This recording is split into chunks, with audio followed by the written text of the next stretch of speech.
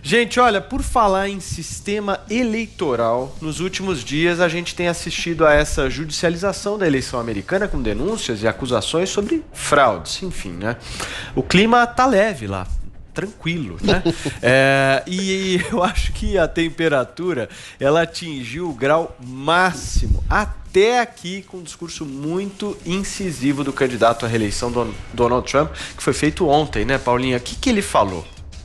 Vamos lá, foi ontem à noite, então o presidente dos Estados Unidos fez esse pronunciamento que dizia, eu vou dar só uma frase, se você contar os votos legais, eu ganho facilmente.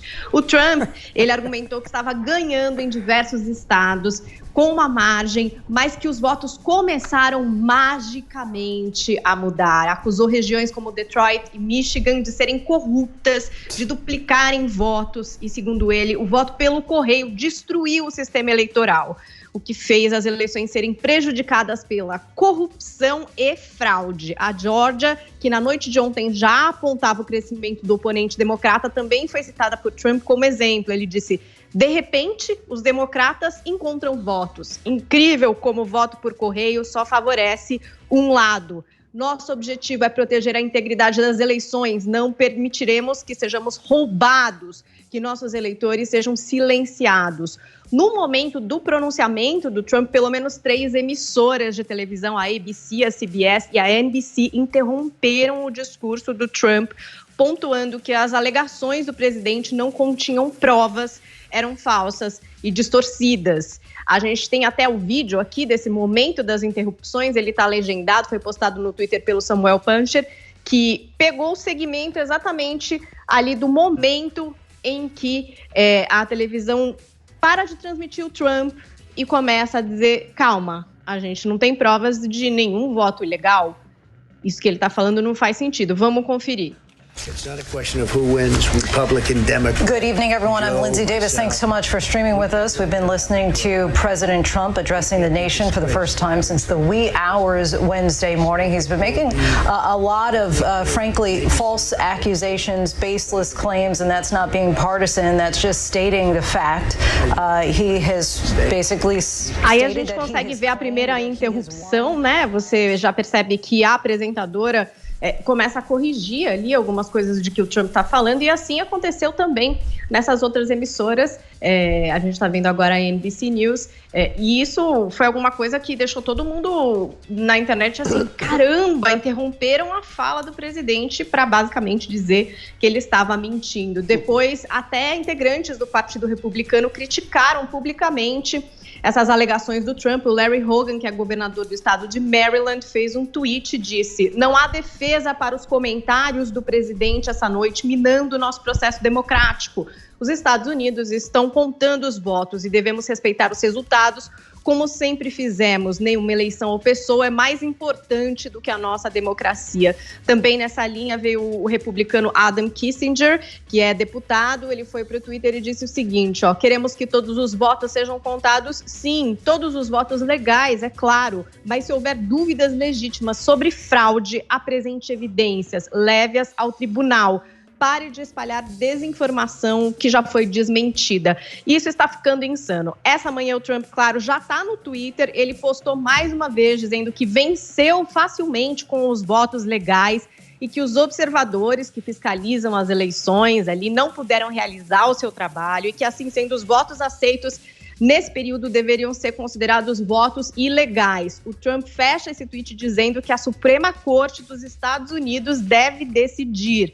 E o Trump também fez um outro tweet reclamando do Twitter, que vem ocultando alguns dos seus posts com avisos de informações incorretas sobre as eleições. Ele escreveu que o Twitter está fora de controle, o que foi possível graças à seção 230. Ele faz uma referência a essa seção da Lei de Decência das Comunicações, que permite que as plataformas de rede social, como Twitter, Facebook, tenham certa proteção legal no exercício de moderar o que é postado online pelos usuários. O Twitter também ocultou um vídeo retweetado pelo filho do presidente Trump, o Eric Trump, que mostrava cédulas sendo queimadas e que depois esse vídeo provou-se ser falso, né? Que essas cédulas não eram verdadeiras. O Biden, por sua vez, postou o seguinte ali na rede social: O povo não será silenciado, intimidado ou se renderá. Cada voto deve ser contado.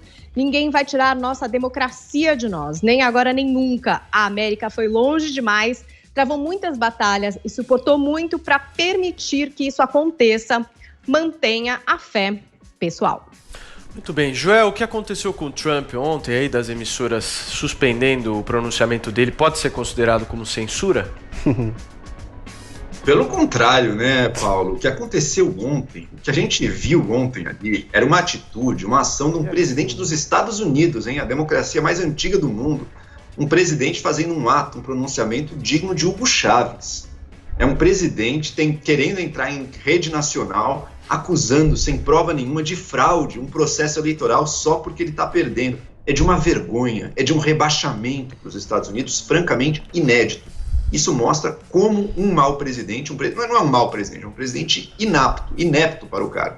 Ele pode deteriorar a qualidade da democracia de uma forma perigosa. Felizmente, as instituições americanas estão resistindo. Eu lembro que ontem no Twitter, o Trump botava em letras maiúsculas, stop the count, né? Parem a contagem, ou seja, o presidente dando uma ordem, gritando uma ordem absolutamente inconstitucional para tentar vencer um pleito eleitoral. Mas felizmente ninguém está nem aí, porque as ordens que o Trump fica berrando no Twitter agora, e felizmente ninguém parece estar nem aí também para as mentiras, para fake news que o Trump vem fazer na qualidade de presidente dos Estados Unidos, hein? A coisa é séria, em rede nacional. Eu achei corretíssima as atitudes das TVs que pararam de veicular aquilo, porque não dá. Não dá para alguém estar repetindo fake news de Zap, como a Paulinha bem mostrou, hein? O cara estava chegando a partilhar ali videozinho falso que circula em corrente de WhatsApp de extrema direita. Esse é o nível do presidente americano. E não dá para as redes de TV sérias continuarem a compactuar com isso. A gente viu, né? Até mandatários, até congressistas republicanos tiveram que repudiar, porque nunca, na história dos Estados Unidos, um presidente americano desceu tão baixo no grau de mentira e desprezo pelas instituições e pela democracia de seu próprio país. É um ponto baixo na história dos Estados Unidos isso. Felizmente, parece que as instituições são mais fortes do que os desejos desse projetinho de Hugo Chávez. Adriles, o que o Trump fez ontem ameaça a democracia americana? Não, o que o Trump fez ontem, sendo mentira ou não, sendo desconfiança ou não, sendo legítima crítica ou não, quer dizer, foi uma legítima crítica a um processo eleitoral de apuração de votos que é completamente caótico, que dá aso e a possibilidade de uma dúvida, de uma lisura no processo eleitoral. Eu volto ao ano 2000 na eleição Bush e Al Gore. A recontagem nos votos da Flórida foi feita sistematicamente várias vezes e em cada recontagem deu um resultado diferente. A recontagem só não foi concluída de maneira total porque a Suprema Corte interferiu e parou a recontagem. Ou seja, o sistema eleitoral americano é muito ruim. E isso dá aso a que uma pessoa que esteja perdendo por uma cabeça de votos desconfie sistematicamente do próprio sistema eleitoral. Estou dizendo que houve fraude? Não. Estou dizendo que é legítima o direito à desconfiança.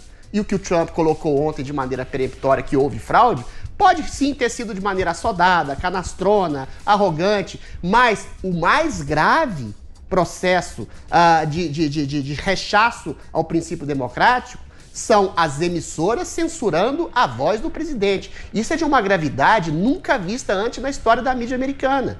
Já fizeram. O que é fake news? A gente já debateu várias vezes aqui, que é um critério subjetivo quando você tem uma interpretação dos fatos, uma interpretação das circunstâncias. Você vai dizer que é fake news, que a imprensa até 10 dias atrás davam 20 pontos de vantagens para o Biden, que dizia quase que de maneira peremptória que o Biden ia dar uma lavada? Foi fake news quando o New York Times falou que havia duas possibilidades na eleição de 2016, um ganho potencial da Hillary Clinton e um ganho de lavada em cima do Trump. Ou seja, a mídia se coloca de maneira ostensiva, incisiva, agressiva e opressiva contra qualquer princípio ou fala ou ideia ou ideal expresso pelo Donald Trump, seja ele equivocado ou não.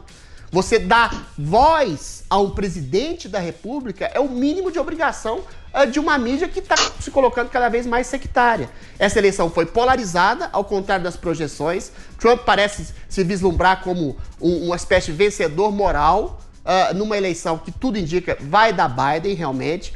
Agora, a lisura da eleição num projeto caótico é plenamente passiva de desconfiança. E a democracia é passiva de desconfiança. Agora, quando uma mídia não se coloca de maneira isenta, objetiva e imparcial, esse é um risco muito maior do que uma eventual desconfiança de um presidente. Isso é a falta de confiança que o eleitor médio americano, sobretudo que votou no Trump, tem de uma mídia que se tornou sectária, partidária, em cima de um partido democrata e que demoniza o próprio presidente, chegando ao absurdo absoluto de cercear e calar a voz de um presidente. E de redes sociais que também partilham de valores progressistas, que censuram tweets. Não é só de vídeo falso, não. Quando o Trump falou de crianças que eventualmente poderiam pegar menos coronavírus, o que é uma verdade, foi censurada. O próprio Jeffrey Dorsey respondeu ao Ted Cruz dizendo: eu não tenho nenhum tipo tenho total tipo de isenção, mas ele só censura vozes conservadoras e do Partido Republicano, e é um homem que faz doações beneméritas ao Partido Democrata. Ou seja, a mídia americana e a mídia brasileira também tem que se democratizar e dar voz a todos os espectros e não se transformar em partido político. Chega de falar de eleições americanas. Eu cansei aqui, não quero mais ouvir nem Adrilles nem Joel sobre isso.